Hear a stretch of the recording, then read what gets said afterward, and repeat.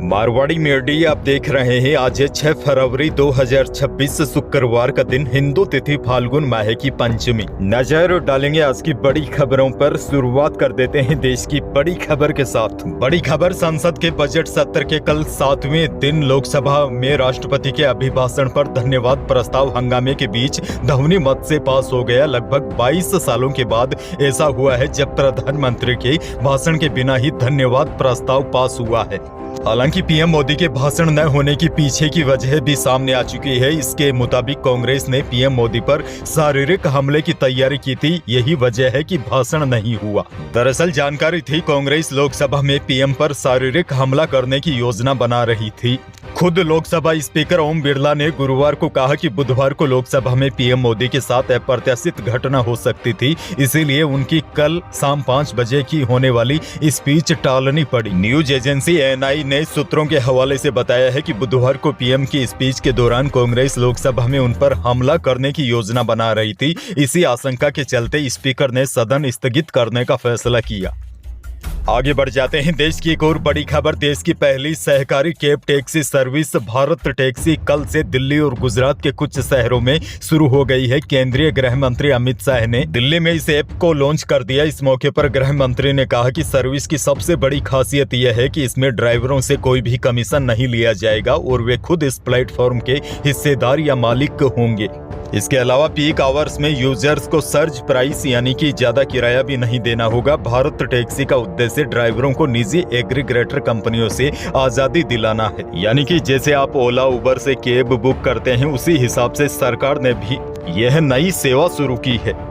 बहरहाल आगे बढ़ जाते हैं। राजस्थान से बड़ी खबर, बीकानेर में चल रहे खेजड़ी बचाओ आंदोलन चौथे दिन मंत्री के बिश्नोई ने अनशन पर बैठे लोगों को जूस पिलाकर अनशन तोड़वाया। हालांकि केवल जोधपुर और बीकानेर संभाग में खेजड़ी की कटाई पर रोक लगाने का ऑर्डर सुनते ही लोग वापस भड़क गए। कुछ देर बाद लोग फिर अनशन पर बैठ गए। बोले जब तक पूरे राजस्थान में खेजड़ी काटने पर रोक नहीं लगेगी तब तक अनशन जारी रहेगा। इसके बाद आंदोलन की अगुवाई कर रहे परसाराम बिश्नोई ने बताया कि अनशन खत्म नहीं हुआ है। संतों का कहना है कि भक्तों की भावना थी कि पूरे प्रदेश में रोक लगनी चाहिए। जो ऑर्डर आया है वह भी आधा अधूरा ही था। उन्होंने बताया कि आमरण अनशन जारी रहेगा।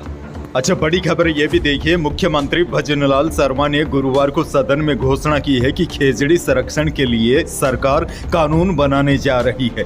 सीएम ने कहा कानून का मसौदा तैयार हो रहा है, मसौदा तैयार होते ही सदन में विधेयक लाया जाएगा। खेजड़ी हमारा कल्प वृक्ष है, इसे राज्य वृक्ष भी घोषित कर रखा है। राज्यपाल के अभिभाषण पर जवाब देते समय सीएम ने कहा कि हम प्रकृति को मां मानकर पूजते हैं।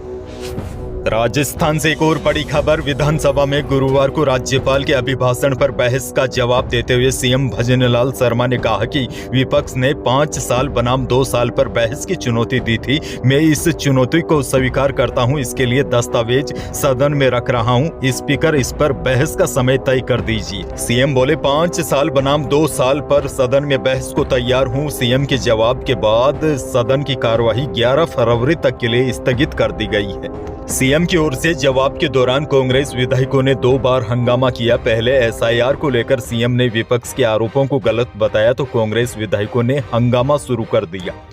आगे बढ़ेंगे। बड़ी खबर देखिए, जोधपुर के बोरानाडा थाना क्षेत्र में एक आश्रम में साध्वी प्रेम बाईसा की संदिग्ध मौत का मामला उलझता जा रहा है। इंजेक्शन किस डॉक्टर की पर्ची पर लगाए गए थे यह अभी तक स्पष्ट नहीं हो पाया है। वहीं मामले की जांच कर रही एसआईटी प्रभारी एवं सहायक पुलिस आयुक्त छवि शर्मा ने बताया कि मामले की जाँच की जा रही है। एफएसएल रिपोर्ट आने के बाद ही मृत्यु के कारणों का स्पष्ट खुलासा हो सकेगा। नागौर से बड़ी और हैरान कर देने वाली खबर, नागौर के डेगाना में कबूतर ज्वेलरी की दुकान से सोने की चेन लेकर उड़ गया, जिसके बाद एक बार के लिए हड़कंप मच गया। और देखिए, कबूतर ने चेन अपने गले में डाली और छत पर जाकर बैठ गया। अचानक हुए इस घटनाक्रम से दुकान के कारीगर एक बार के लिए सख्ते में आ गए। उनको पता भी नहीं चल पाया कि हुआ क्या है। जानकारी मिलने पर अन्य व्यापारी भी ज्वेलरी की दुकान के बाहर इकट्ठा हो गए। व्यापारियों ने कबूतर पर नजर बनाए रखी और कुछ लोग कबूतर को पकड़ने के लिए छत पर चले गए। उन्होंने कबूतर को पकड़ने की कोशिश की लेकिन वह उड़ गया। हालांकि राहत की बात यह रही, कबूतर के उड़ते समय सोने की चेन दुकान की छत पर ही गिर गई। सोने की चेन मिलने के बाद कारीगरों ने राहत की सांस ली। एक और बड़ी और काम की खबर, राजस्थान में भर्ती परीक्षाओं की पारदर्शिता को लेकर उठे सवालों के बीच राजस्थान कर्मचारी चयन बोर्ड ने बड़ा फैसला किया है। बोर्ड ने चपरासी भर्ती परीक्षा में शॉर्ट लिस्ट किए गए अभ्यर्थियों की OMR सीट को ऑनलाइन कर दिया है। वहीं बोर्ड ने प्रश्न संख्या 108 के विकल्प को लेकर विवाद के चलते फिर से विकल्प D को सही माना है, जिसके चलते दूसरी पारी का रिजल्ट दोबारा तैयार किया जाएगा। गुरुवार को बोर्ड ने चपरासी भर्ती में चयन की दौड़ में शामिल 1,41,000 शॉर्ट लिस्ट अभ्यर्थियों की OMR सीट वेबसाइट पर अपलोड कर दी है। अब अभ्यर्थी बोर्ड की वेबसाइट पर अपनी OMR सीट न केवल देख सकेंगे बल्कि 1 महीने तक उसे डाउनलोड भी कर सकेंगे।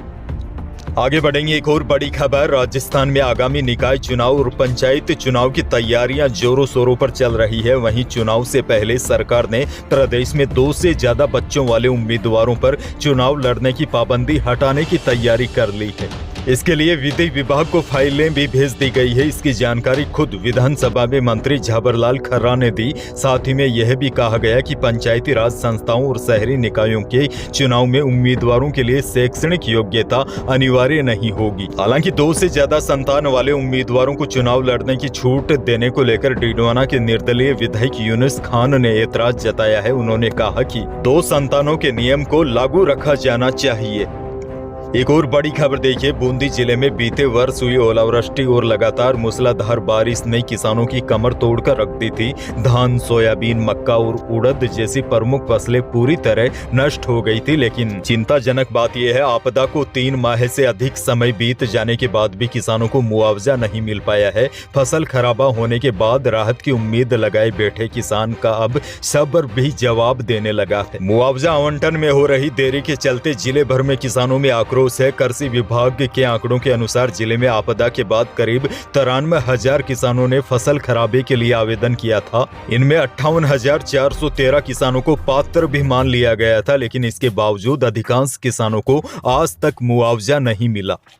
आगे बढ़ना होगा, एक और बड़ी खबर, राजस्थान में बोर्ड परीक्षाएं अगले हफ्ते से शुरू होगी। 12 फरवरी से 10वीं और 12वीं की बोर्ड परीक्षाएं शुरू हो रही है। बोर्ड परीक्षाएं 11 मार्च तक आयोजित होगी और बड़ी बात यह है, अधिकांश जिलों में यह परीक्षाएं CCTV कैमरे की निगरानी के साथ आयोजित होगी। और देखिए, अब 10वीं और 12वीं के प्रश्न पत्रों को संबंधित थानों के माध्यम से परीक्षा केंद्रों तक पहुंचाया जा रहा है और प्रश्न पत्रों की कड़ी सुरक्षा व्यवस्था के साथ 24 घंटे निगरानी की जा रही है।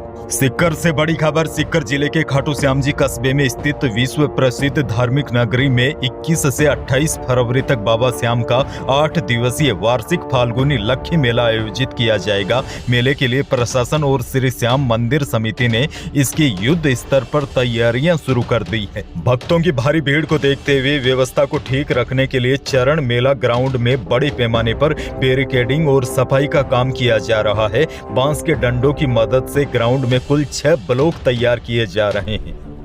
अच्छा, सोने और चांदी के भाव में देखिए, उतार चढ़ाव का दौर जारी है। लगातार तेजी पर सवार सोना और चांदी एक बार फिर नीचे आ गए हैं। गुरुवार को जयपुर सराफा बाजार में चांदी 22,000 रुपए कम होकर 2,65,000 रुपए प्रति किलो पर आ गई।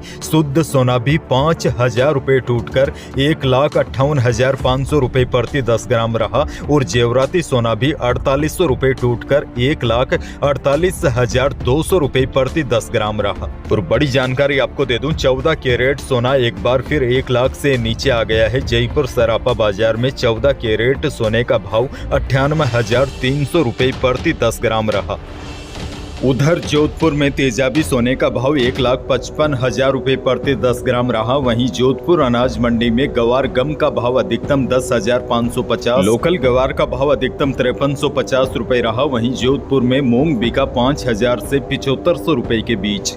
और देखिए, जोधपुर में सरसों अधिकतम 9500 रुपए बिकी। काला तिल का भाव रहा अधिकतम 11,000 रुपए। जोधपुर में मतीरा का बीज अधिकतम 19,000 रुपए बिका। वहीं बाजरे का भाव अधिकतम 2,700 रुपए प्रति क्विंटल रहा।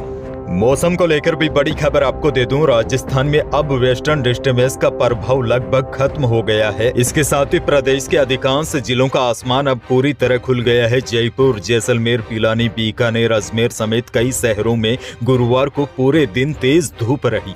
अब देखिए, मौसम विज्ञान केंद्र जयपुर ने राज्य में अब अगले 3-4 दिन मौसम लगभग साफ रहने की संभावना जताई है और इस हफ्ते के बाद सर्दी का दौर भी काफी कम हो जाएगा।